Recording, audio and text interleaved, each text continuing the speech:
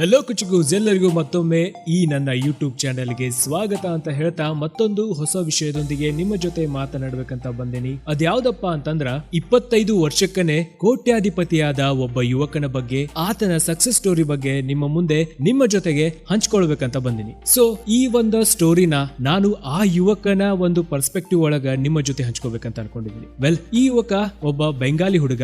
ಬೆಂಗಾಲಿಗಳಿಗೆ ಚಿಕ್ಕ ವಯಸ್ಸಿನಲ್ಲಿ ಮನೆಗಳಲ್ಲಿ ಷೇರು ಮಾರ್ಕೆಟ್ ಕಡೆಗೆ ತಲೆ ಹಾಕದಂಗ ಎಚ್ಚರಿಸುತ್ತಾ ಬೆಳೆಸಲಾಗ್ತದಂತ. ಆದ್ರ ಈ ಯುವಕ ಸ್ವಲ್ಪ ಎಲ್ಲರಿಗಿಂತ ಡಿಫ್ರೆಂಟ್ ಅಂತ ಹೇಳ್ಬಹುದು. ಅಂದಂಗ ಈ ಯುವಕನ ಹೆಸರು ಅರುಣ್ ಮುಖರ್ಜಿ.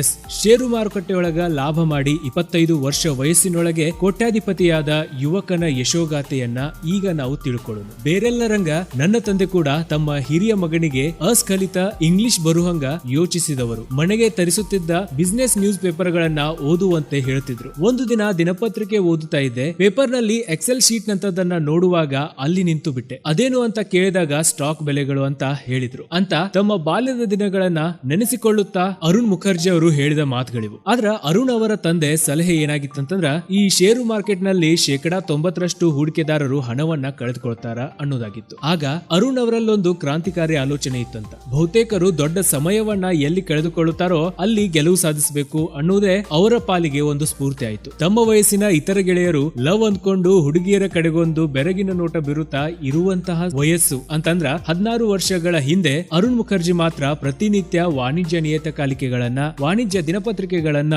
ಓದುತ್ತಿದ್ರಂತ. ಹಾಗೂ ಸ್ಟಾಕು, ಷೇರು ಇವೆಲ್ಲ ಹೆಂಗ್ ಕೆಲಸ ಮಾಡ್ತಾವ ಅಂತ ಕಲಿಯಲಿಕ್ಕೆ ಆರಂಭಿಸಿದ್ರು. ಈ ಪರಿಶ್ರಮದಿಂದನ ಅರುಣ್ಗೆ Caplin Point, Avanti Feeds, Symphony, Cera sanitary ware, Minda Industries ಹಾಗೂ ಹೆಸ್ಟರ್ ಬಯೋದಂತಹ ಸ್ಟಾಕ್ ಗಳನ್ನ ಗುರುತಿಸಕ ನೆರವಾಯಿತು ಅಂತ, ಮತ್ತು ಅರುಣ್ಗೆ 25 ವರ್ಷದೊಳಗೆ ಕೋಟ್ಯಾಧಿಪತಿ ಆಗಕ ಕಾರಣವಾಯಿತು ಅಂತ ಅವ್ರು ಹೇಳ್ತಾರೆ.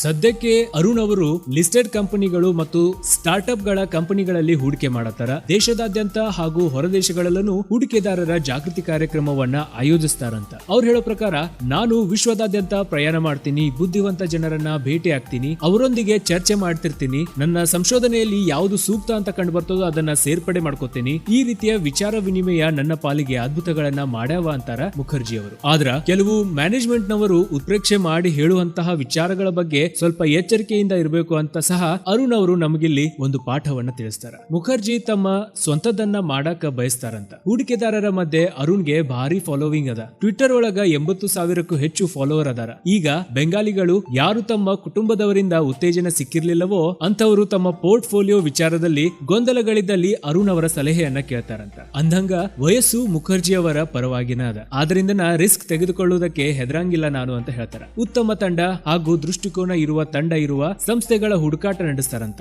ಸ್ಟಾರ್ಟ್ ಅಪ್ಸ್ ಮತ್ತು ಅನ್ಲಿಸ್ಟೆಡ್ ಕಂಪನಿಗಳಲ್ಲಿ ಸಿಕ್ಕಾಪಟ್ಟೆ ಹೂಡಿಕೆ ಮಾಡ್ತಾರಂತ. ಲಿಸ್ಟೆಡ್ ಕಂಪನಿಗಳಿಗಿಂತ ಹೆಚ್ಚಾಗಿ ಅನ್ಲಿಸ್ಟೆಡ್ ನಲ್ಲೇ ಮುಖರ್ಜಿ ಅವರ ಹೂಡಿಕೆ ಹೆಚ್ಚಾಗಿದೆ. ಇನ್ನು ಅರುಣ್ ಹೇಳುವಂಗ, ಪ್ರಾರಂಭದ ತಪ್ಪುಗಳಿಂದ ಪಾಠ ಕಲಿತೀವಿ, ಅದನ್ನ ಪುನರಾವರ್ತನೆ ಮಾಡಬಾರದು ಅಷ್ಟೇ ಅಂತಾರ. ಬುದ್ಧಿವಂತ ಹೂಡಿಕೆದಾರ ಯಾವಾಗಲೂ ಏರಿಕೆಯಾಗುವ ಆಸ್ತಿಗಳ ಮೇಲೆ ಹೂಡಿಕೆ ಮಾಡ್ತಾನೆ ಹೊರತು ಇಳಿಕೆಯಾಗುವುದರ ಮೇಲಲ್ಲ ಅಂತ ಅವ್ರು ಹೇಳ್ತಾರೆ.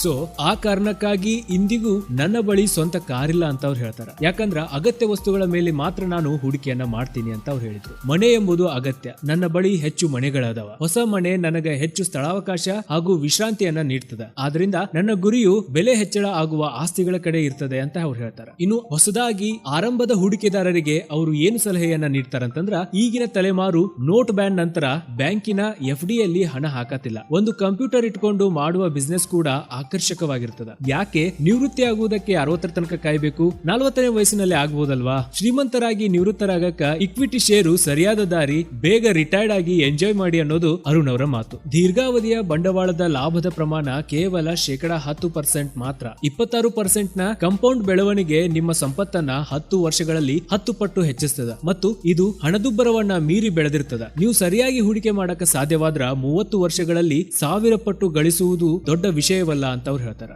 ವಿಶ್ವದ ಯಾವುದೇ ಆಸ್ತಿ ಕ್ಲಾಸ್ ಪ್ರಮಾಣದ ಸಂಪತ್ತನ್ನ ಸೃಷ್ಟಿಸಕ ಸಾಧ್ಯವಿಲ್ಲ. ನೀವು ಮಾಸಿಕ ಸ್ಟಾಕ್ SIP ಮಾಡ್ತೀರಿ ಅಥವಾ ಲಾಭಾಂಶವನ್ನ ಮತ್ತೆ ಹೂಡಿಕೆ ಮಾಡ್ತೀರಿ ಅಂತಾದ್ರ ಇದೆಲ್ಲವೂ ನಿಮ್ಮ ಪೋರ್ಟ್ಫೋಲಿಯೋವನ್ನ ಅಂತಹ ಮಟ್ಟಕ್ಕ ಕೊಂಡೊಯ್ತದ. ಅದು ನೀವು ಸಹ ಅರಿಬಹುದು ಅಂತ ಅರುಣ್ ಅವರು ಹೇಳ್ತಾರೆ. ಅಂಡ್ ಕೊನೆಗೆ ಅಂದಂಗೆ ಈ ಲೆಕ್ಕಾಚಾರಗಳನ್ನೆಲ್ಲ ನಾನೊಬ್ಬ ಬಂಗಾಲಿ ಆಗಿದ್ರಿಂದ ಬಾಲ್ಯದ ಗಣಿತಶಾಸ್ತ್ರದ ಪಾಠಗಳಲ್ಲಿ ಕಲ್ತಿದ್ದೀನಿ. ಹಂಗೆ ಗಣಿತದಲ್ಲಿ ಇಂಟ್ರೆಸ್ಟ್ ಇರೋರು ಇದನ್ನ ಕಲ್ತಿರ್ತಾರ ಅಂತ ಅವ್ರು ಹೇಳ್ತಾರೆ.